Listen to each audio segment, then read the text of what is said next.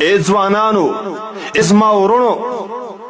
په الله دې مې قسم مې ستاسې پر حالت باندې مې زړه درد کوي چې تاسې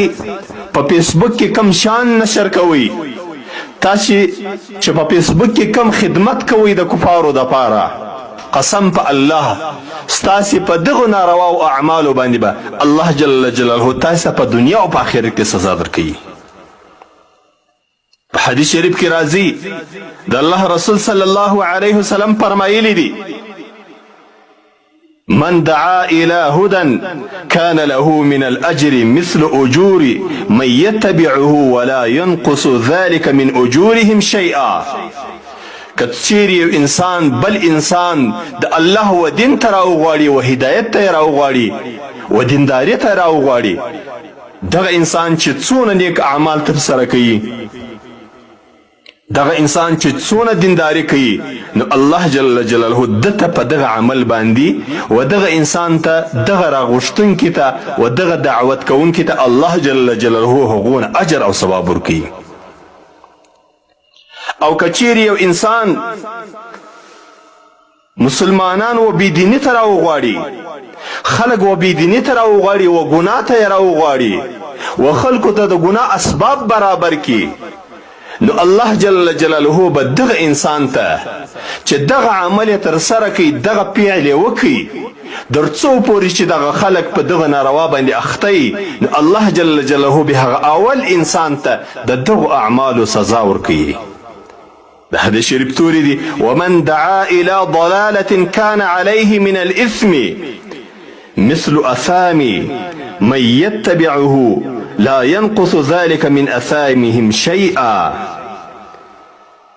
مثل اثام من يتبعه لا ينقص ذلك من اثامه شيئا. دا د الله د رسول صلی الله علیه وسلم توري دي،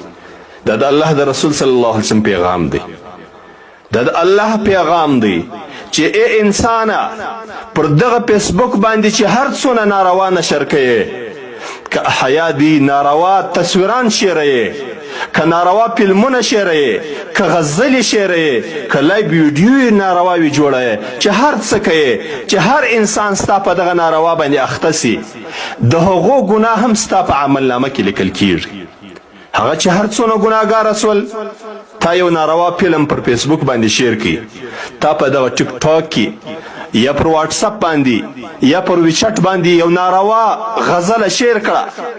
یو غزله ده، یو سروز دی، تا شیر کی، تا واستوي و خلکو ته، در څو پورې چې خلک د دغه ناروا باندې اخته وي، که زر انسانان دي، که 2000 دي، که 15000 دي، د دا ټولو انسانانو ګناه په تا پسې جلا لیکل کیږي. د هغو علیده ګناه ده، د دوی عملنامه باندې ډکیږي، ستا علیده ګناه ده. دا چې ته د دنیا څخه ولاړ سې، ستا دغه ناروا شیان چې تا پر فیسبوک باندې شیر کړي دي، تا پر ټیک ټاک باندې شیر کړي دي، تا پر ویچټ او واټس اپ باندې شیر کړي دي، د دغو نارواو تصویرانو، ویډیو، غانو او د دغو نارواو شانو سزا او عذاب الله جل جلاله تا ته په قبر کې درکوي. درنو معززو دوستانو،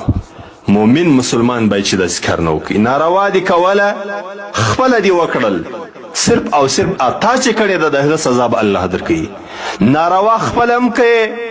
ناروا تصویران خپل هم ګورې، نور مسلمانانو ته هم شیروې، د مسلمانانو ماحول او د مسلمانانو معاشره ور خرابوې. الله جل جلاله بیا تا ته د هر انسان د ګمراه کېدلو جلا سزا تا ته درکوي.